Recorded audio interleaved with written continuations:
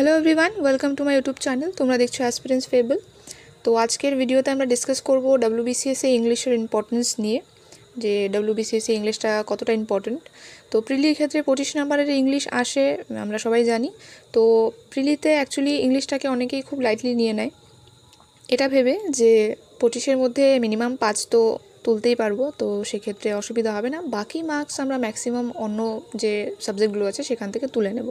তো এটাকে ভীষণ সেফলি অ্যাভয়েড করা হয়, কারণ মনে হয় যে অ্যাকচুয়ালি ইংলিশের ক্ষেত্রে নেগেটিভ হওয়ার চান্সেস খুব বেশি থাকে, তাই না? তো এই ক্ষেত্রে আমরা যেটা অ্যানালাইসিস করব, আমি প্রিভিয়াস ইয়ারের কতগুলো কোশ্চেন্স দেখে অ্যানালাইসিস করে আমি যেটা বুঝেছি যে আমরা যদি কিছু পার্টিকুলার টপিক রয়েছে সেগুলো সেই এরিয়াগুলো পার্টিকুলার কিছু এরিয়া রয়েছে, সেই এরিয়াগুলোকে যদি আমরা ভালোভাবে রেডি করি, কিছু গ্রামার রয়েছে সেগুলোকে যদি আমরা ভালোভাবে রেডি করি, তাহলে পরে আমাদের ইংলিশের ক্ষেত্রে 25-এর মধ্যে শুধু 5 মার্কস নয়, এর থেকে ম্যাক্সিমাম মার্কস আমরা তুলতে পারবো। তো অ্যাকচুয়ালি এটা প্রিপেয়ার করার ক্ষেত্রে সবার যেটা কনফিউশন হয়, যে কনফিউশন হওয়ার কারণও রয়েছে, কারণ ইংলিশের ক্ষেত্রে কোনো কমন কোশ্চেন হয় না। যেরকম আমাদের হিস্ট্রি জিওগ্রাফির ক্ষেত্রে কমন কোশ্চেন হয়, যে হিস্ট্রি থেকে রিপিটেড কোশ্চেন আসে, তারপরে কোন এরিয়া থেকে এসছে সেই এরিয়া থেকে পড়ে গেলাম, সেখান থেকে কোশ্চেন আসবে, সেটা আমাদের জানা থাকে। কিন্তু ইংলিশের ক্ষেত্রে সেটা হয় না। ইংলিশের ক্ষেত্রে গ্রামার আমাদের জানতে হয়, বাকি এক্সাম্পল দিয়ে যে কোনো জায়গা থেকে যেভাবে খুশি দিতে পারে। তো এক্ষেত্রে অনেক সময় অনেক কোশ্চেনের অ্যান্সারগুলো ভীষণ ট্রিকি হয়, যেগুলো আমাদের গ্রামারগুলো সঠিকভাবে না জানার কারণে অসুবিধা হয়ে থাকে।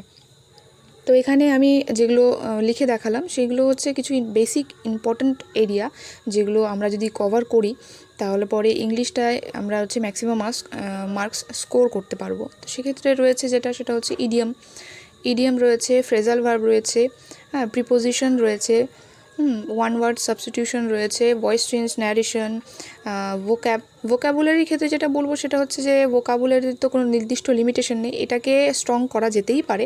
সেটা তুমি উইদাউট এক্সপেকটেশন পড়তে হবে এটাকে, যে এটা আমাকে ইংলিশের নলেজ বাড়ানোর জন্য, ভোকাবুলারি পাওয়ার বাড়ানোর জন্য আমাকে এটা পড়ে যেতে হবে, কিন্তু এখান থেকে কমন নাম্বার আসবে এই এক্সপেকটেশন নিয়ে পড়াটা ভুল হবে। আমি মনে করি এটাকে তুমি পড়ে যেতেই পারো, কিন্তু যদি তুমি শিওর শর্ট অ্যাটেম্পটের কথা বলো, যে না আমি যাতে শিওর শর্ট অ্যাটেম্প্ট করতে পারি ইংলিশের ক্ষেত্রে, তাহলে আমাকে কিছু পার্টিকুলার এরিয়া দেখতে হবে, যেগুলো আমি টিক করেছি। ওই টিক মার্কসগুলো হচ্ছে পার্টিকুলার সেই এরিয়া যেগুলো থেকে কোশ্চেন্স প্রতি বছরই মিনিমাম 1-2 তো দিয়েই থাকে। প্রত্যেক বছরই এই এরিয়াগুলো থেকে মিনিমাম 1-2 কোশ্চেন্স থাকে। তো সেই ক্ষেত্রে এইগুলো যদি, এই বেসিক গ্রামারগুলো যদি আমরা জেনে থাকি, তাহলে পরে কী হবে, প্রিলিমসের ক্ষেত্রে আমাদের অ্যাটেম্প্ট করতে খুব একটা অসুবিধা হবে না। বিশেষ করে এই যে ইডিয়ামস রয়েছে, ফ্রেজাল ভার্ব, প্রিপোজিশন, এগুলো থেকে প্রত্যেক বছরই আসে কোশ্চেন্স, তাই না? তো এগুলোর যে টার্মসগুলো রয়েছে, অ্যাকচুয়ালি এটার যে রুলসগুলো রয়েছে প্রিপোজিশনের ক্ষেত্রে, হ্যাঁ, কোথায় ইন বসবে, কোথায় বাই বসবে, কোথায় বসবে, এই জিনিসগুলো আমাদের যদি ভালোভাবে জানা থাকে রুলসগুলো, এবং এর ব্যতিক্রম কিছু রয়েছে, এই ব্যতিক্রমগুলো থেকেই কিন্তু ম্যাক্সিমাম কোশ্চেন আসে। তো এই ব্যতিক্রমগুলো যদি আমরা ভালো করে জেনে থাকি, তবে কি হবে, এগুলো আমরা অ্যাটেন্ড করতে পারবো।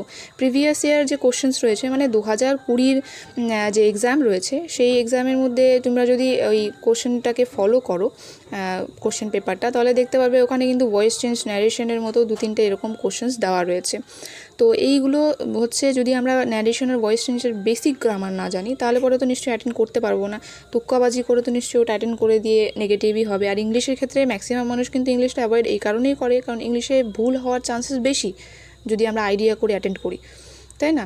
তো সেই ক্ষেত্রে আমাকে এই পার্টিকুলার 5 থেকে 6টা এরিয়া আমাকে ভালো করে দেখতে হবে, খুব ভালো করে দেখতে হবে, যাতে যদি আমি 15টা অ্যাটেন্ড করি, মিনিমাম যদি আমি 15টাও অ্যাটেন্ড করি, 15টাই যাতে ঠিক হয়, সেভাবেই আমাকে এটা প্রিপেয়ার করতে হবে।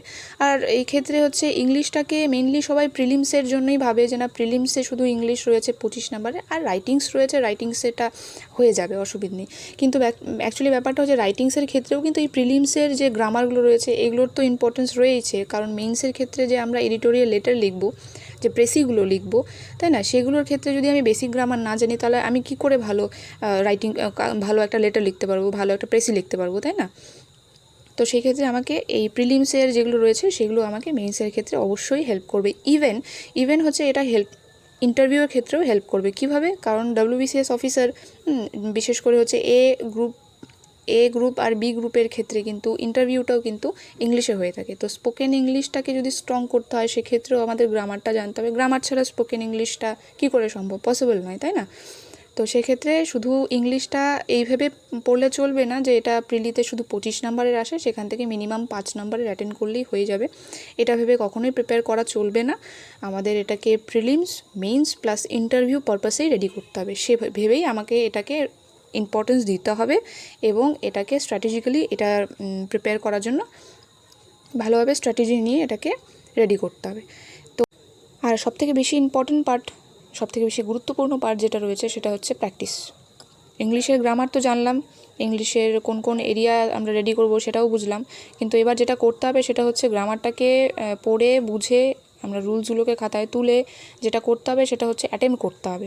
আর এই অ্যাটেম্প্ট করাটা যদি তোমরা অনলাইন করো সবথেকে বেশি ভালো হয়, কারণ অনলাইনে এরকম প্রচুর সাইটস রয়েছে যেখানে এরকম মক টেস্ট বা এরকম কোনো পার্টিকুলার টপিকেরই, যেরকম ধরো প্রিপোজিশনেরই একটা মক টেস্ট দিয়ে দিলো, শুধু প্রিপোজিশনটাই তোমার হচ্ছে কোশ্চেন আনসার তোমরা অ্যাটেন্ড করলে পরে ওটা সম্পর্কে একটা ভালো ধারণা তৈরি হয়ে যাবে যে তুমি কতটুকু জানছো, কতটুকু কোথায় তোমার ভুল হচ্ছে, সেই ভুলগুলোকে তোমরা মার্ক করে রাখতে পারবে যে এটা আমি এইভাবে জানতাম কিন্তু অ্যাকচুয়ালি সেটা নয়, এটার অ্যান্সারটা এইভাবে হবে, তার মানে এটার কারণটা কি, এগুলো জানা যায়, এক্সপ্লেনেশন নিচে দেওয়া থাকে। বিশেষ করে ওই ব্যাঙ্কিংয়ের প্রিপারেশনের জন্য যে সাইটগুলো ইংলিশের জন্য মক টেস্টগুলো দিয়ে থাকে, ওগুলোর মক টেস্টগুলো খুব ভালো হয়। মাহিন্দ্রাস রয়েছে, আরও বিভিন্ন রয়েছে, তোমরা নিজেরাও একটু সার্চ করে দেখতে পারো সেক্ষেত্রে। তো ওগুলোকে অ্যাটেন্ড করো, তাহলে পরে ইংলিশের গ্রিপটাও ভালো হবে। আর যেটা করতে হবে সেটা হচ্ছে স্পোকেন ইংলিশের ক্ষেত্রে গ্রামারটা জেনে নিয়ে নিজে অ্যাকচুয়ালি বলার ব্যাপারটা ইংলিশের সেটা একটু স্টার্ট করতে হবে আমাদের।